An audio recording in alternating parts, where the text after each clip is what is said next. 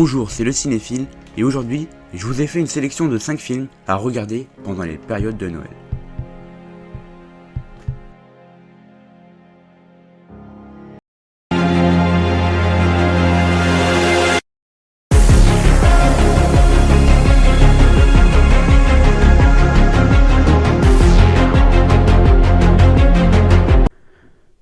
Alors bien entendu, je vais pas vous parler des classiques, comme Maman j'ai raté l'avion, ou les Gremlins, mais il y en aura pour tous les goûts, même pour les fans de films d'horreur.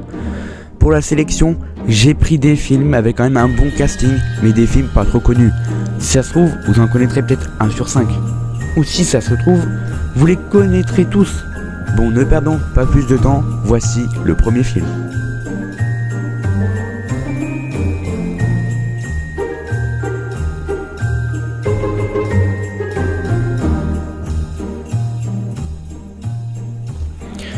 Noël. Alors, Noël était censé sortir en salle il y a 2 ans, mais ils ont préféré le mettre sur Disney+.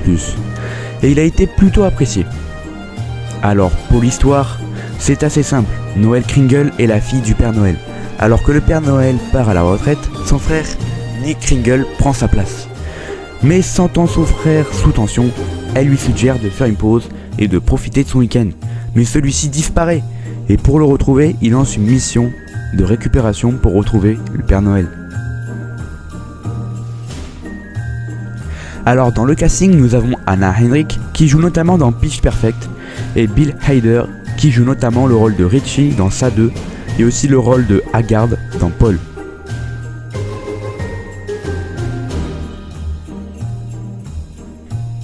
Alors le film est disponible sur Netflix. Créé par les créateurs de Harry Potter à l'école des sorciers et de Maman j'ai raté l'avion, ce film est parti pour plaire à toute la famille. En plus, en 2020, Netflix a sorti Les Chroniques de Noël 2. Certes, il est moins bien et plus enfantin, mais cela reste sympa. Mais aujourd'hui, je vais vous parler que du premier pour vous donner un avant-goût de ce que va parler le film. Kate et Teddy Pierce sont frères et sœurs. Le soir de Noël, leur mère doit s'absenter à cause de son travail, et Teddy doit veiller sur sa sœur. Oui, je sais, ça commence mal, mais attendez, à leur place, vous serez restés à parler devant le repas, ou à regarder la télé. Bah eux, ils vont poser une caméra et attendre le Père Noël. Teddy, ne croyant plus trop au Père Noël, suit sa sœur en la laissant dans ses délires. Sauf que la nuit tombe, il se réveille en entendant des bruits. Ils sortent dehors et tombent devant le traîneau.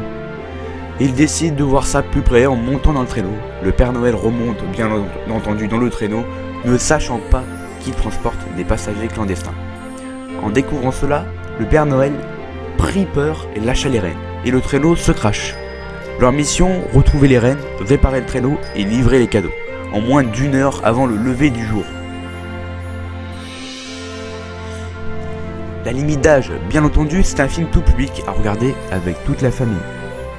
Dans le casting, nous retrouvons Kurt Russell qui a joué avec Sylvester Stallone dans Tango et Cash, tellement bien ce film quand même, et dans Vanilla Sky avec Tom Cruise.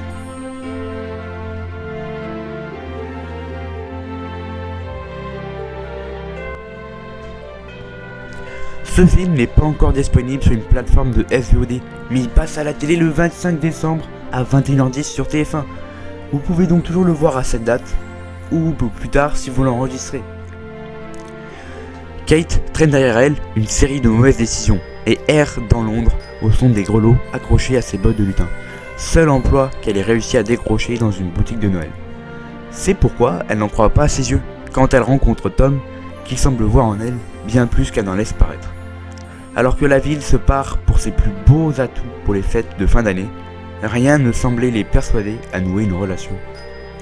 Alors la limite d'âge, c'est tout public, on a un bon sens de l'humour et on est sûr de passer un bon moment. Pour le casting, dans le casting, nous retrouvons Emilia Clarke qui joue dans Game of Thrones, Terminator Genesis et j'en passe.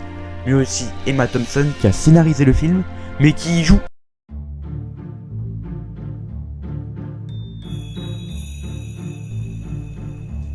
Alors là, ces 2 derniers films, on bascule dans le thème de l'horreur. Le film se déroule dans une période de Noël, certes c'est moins joyeux que les précédents films, mais le film est super sympa et il est disponible sur Lionsgate+, ou alors aussi sur MyCanal. Alors au début, c'est juste une famille qui se réunit pour fêter Noël, mais une dispute va éclater. Oui, c'est tout à coup moins joyeux.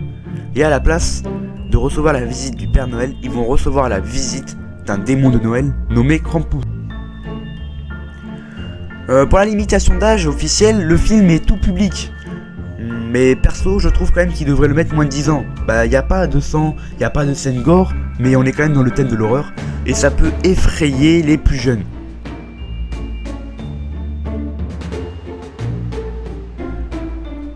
Là, on est sur une comédie d'horreur, mais l'histoire se déroule toujours dans les périodes de Noël. Alors l'histoire commence avec un mec qui crush pour sa babysitter, qui est plus grande que lui. Bien sûr, l'histoire va pas se passer comme ça, car des individus vont entrer par effraction chez eux. Au début, c'est surtout un film où ils essayent de survivre face à cet individu, mais il y a un grand retournement de situation. Ils réussissent à retrouver cet individu, à l'attraper, et ils vont lui en faire baver, clairement. Vous avez compris, c'est un film, un mélange d'horreur, Noël et humour. Limitation d'âge, alors pour la limitation d'âge officielle, le film est déconseillé au moins de 12 ans. Et je trouve que c'est bien comme ça, parce que, comme je vous l'ai dit, c'est un humour assez glauque. Voilà, clairement. Alors voilà, c'est la fin de cette vidéo.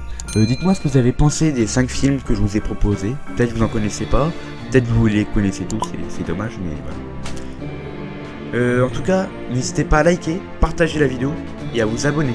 Et moi je vous dis à la prochaine. Ciao.